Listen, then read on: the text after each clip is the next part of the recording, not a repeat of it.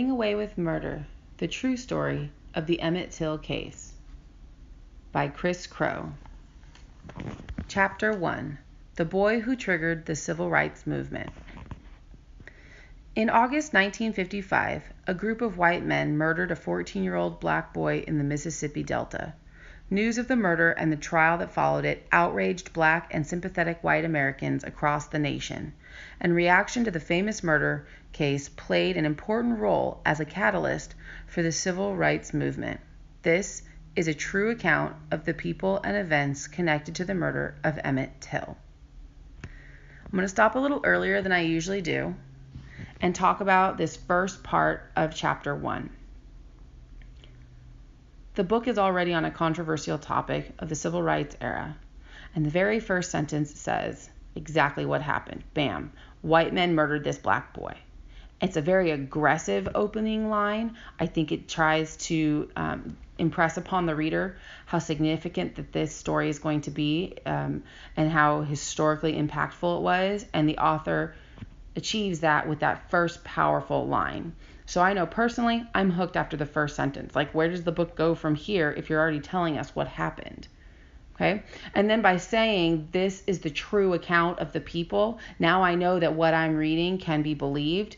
And as I flip through the book without even reading it, I see real photographs from that time period and other documents showing what really happened, and everything's cited. So I feel confident that I can trust Mr. Crow's authorship and writing, and then I'm going to look forward to reading the rest of this story.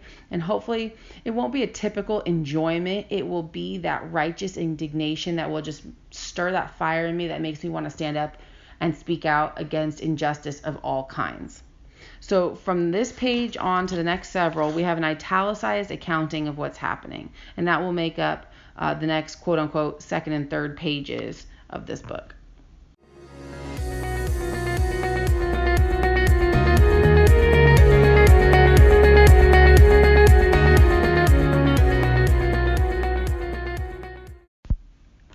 Sunday, August 25th, 1955, a few miles outside Money, Mississippi. It was after 2 a.m. when the killer's car, its headlights off, coasted to a stop on the gravel road about 50 feet from the darkened sharecropper's shack. When the car engine shut down, the steady thrum of locusts resumed, filling the humid night air with a pulsing buzz. Shadows from the persimmon and cedar trees in the yard cloaked two white men as they emerged from the sedan and spoke to a man and a woman in the back seat. When they finished their brief conversation, Roy Bryant and his half-brother, J.W. Milam, walked boldly toward the shack with vengeance on their minds. Milam, the bigger of the two, carried a long flashlight in one hand and an Army-issue .45 caliber pistol in the other. The brothers walked through the screened front porch of the cotton-field shack and stopped at the door, ready for action. Bryant pounded on the door. The shack remained silent. He pounded again and shouted, "Preacher, preacher, get up and open this door." Someone moved inside the darkened house, and soon a voice called out, "Who's that?" "This is Mr. Bryant, preacher, from Money." "All right, sir." The door slowly swung open, and a thin black man, 64-year-old Mose Preacher Wright, stepped out onto the porch. Milam shined the flashlight into Wright's face and pointed the gun at the old man. "You got two boys from Chicago here?" "Yes, sir." He nodded back into the house. "They sleepin'." Milam stepped closer.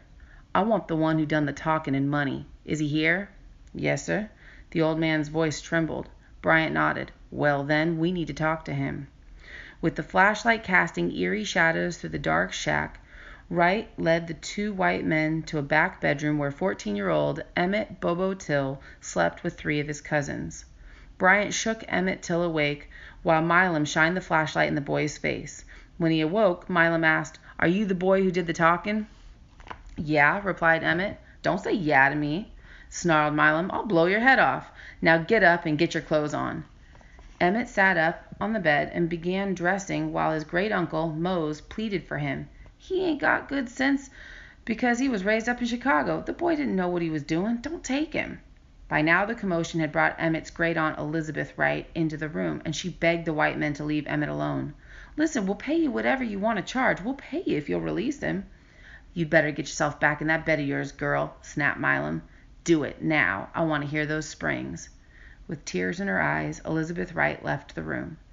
Emmett continued to dress, oblivious to the danger that was unfolding around him. He reached for his socks, and Milam stopped him. "Just the shoes, boy. We gotta hurry." "I don't wear shoes without socks," said Emmett.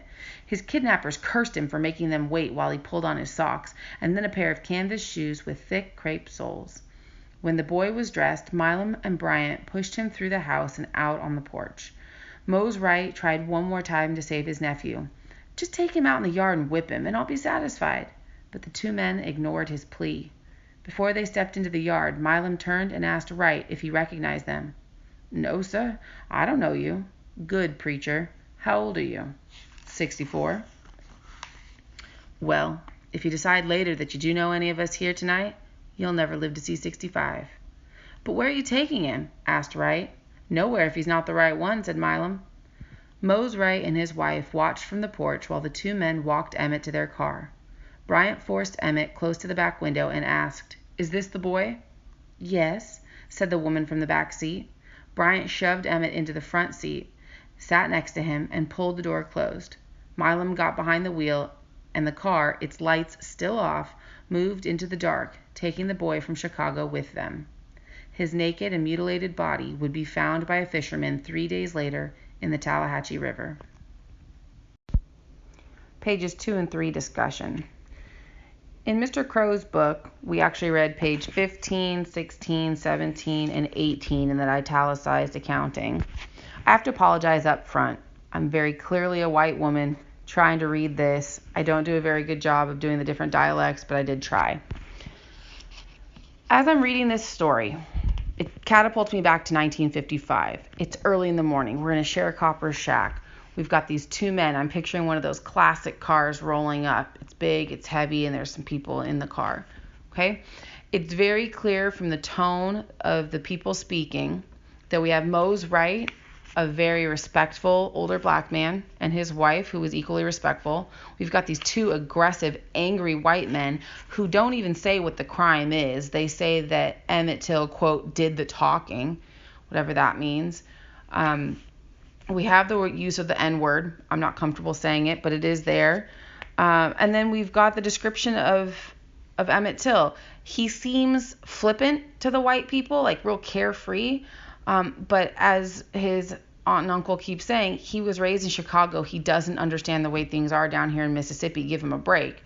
Falling on deaf ears, the white men are bent on their vengeance for some unknown crime.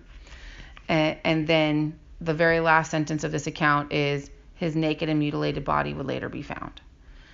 As far as openings go, I can't say I've read a better one ever, and especially that this is a real-life civil rights moment.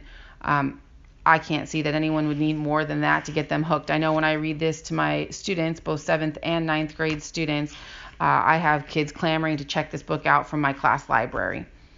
Hopefully this has sparked your interest in the book. Hopefully it's hooked you to be a reader.